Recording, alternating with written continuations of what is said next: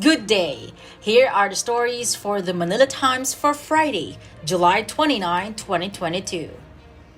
Massive quake relief effort begins. The government has mounted full-blown relief efforts in areas in northern Luzon that were jolted by a 7.3 magnitude earthquake last Wednesday. President Ferdinand Bongbong Marcos Jr. on Thursday flew to Abra, which was the worst hit by the earthquake, to inspect and assess the resulting damage.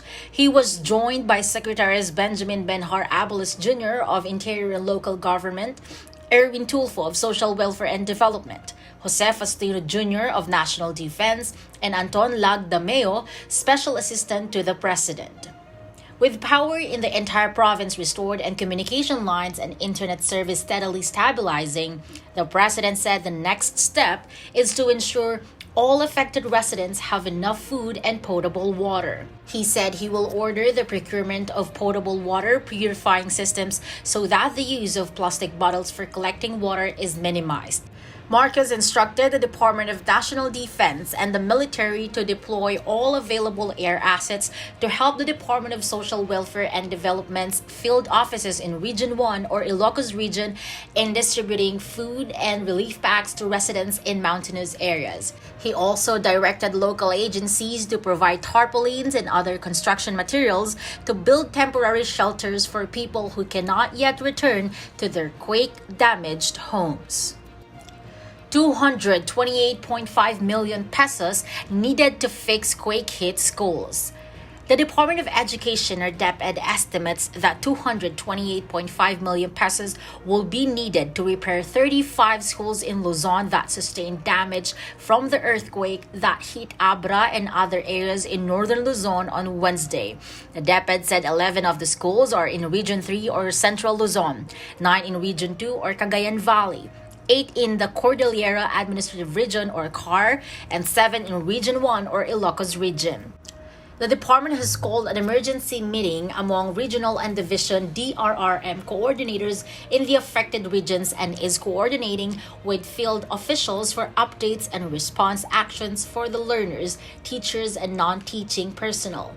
DepEd officials also attended the First Response Cluster meeting and joined the National Disaster Risk Reduction and Management Council or NDRRMC Virtual Emergency Operations Center to further assess the situation in the quake-stricken regions.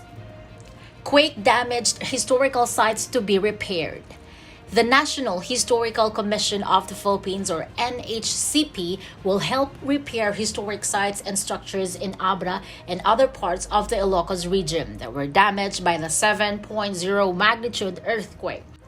Dr. Rene R. Escalante, NHCP chairman, said most of the structures are national historical landmarks and important cultural properties which are protected by the heritage law. He called on the commission's local partners, quote, to safeguard the artifacts, retrieve important parts of the structure necessary for the restoration, and provide NHCP with necessary documentation of the destroyed structures and the retrieved parts. For the time being, the NHCP will give way to government agencies conducting relief operations and addressing the basic needs of the people, according to Escalante. Marcos extends term of OICs.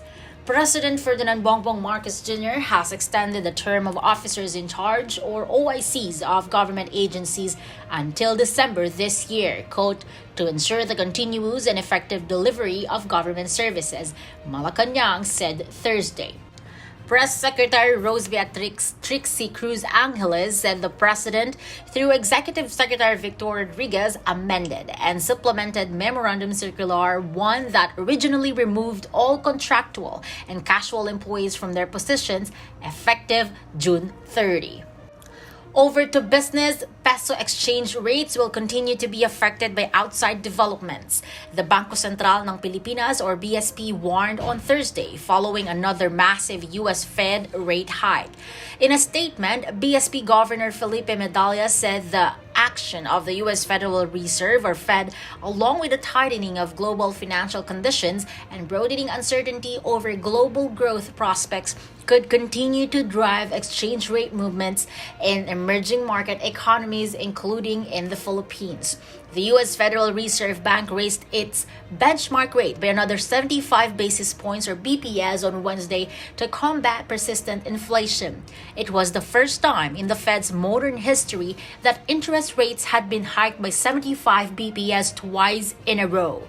The peso lost 14 centavos on Thursday, closing at 55.82 pesos versus the United States dollar. It saw its worst day in nearly 18 years last July when it hit 56.37 pesos versus $1. Medalla said the BSP was ready to use the full force of all available tools to address potential risks from external developments.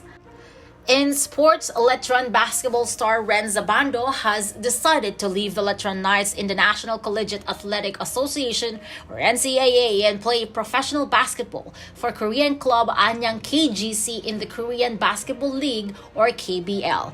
The team announced the signing of Abando on Thursday. Stephen Cunyeng and Van Ibernas are today's front-page columnists. Cunyeng analyzes President Marcos' first State of the Nation address, while Ibernas continues his series on former President Rodrigo Duterte.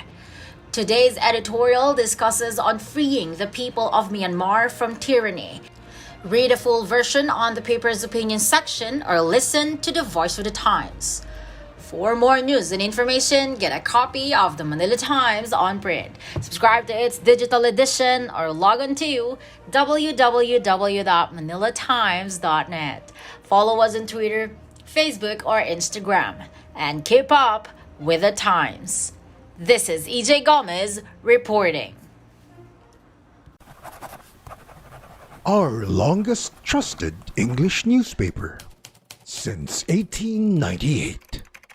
Now available digitally. Computer. Order the Manila Times Digital Edition. Subscribed. Get the Manila Times Digital Edition for less than 2 pesos and 50 centavos per day when you sign up for 1 year. The Manila Times, news source of choice, trusted since 1898.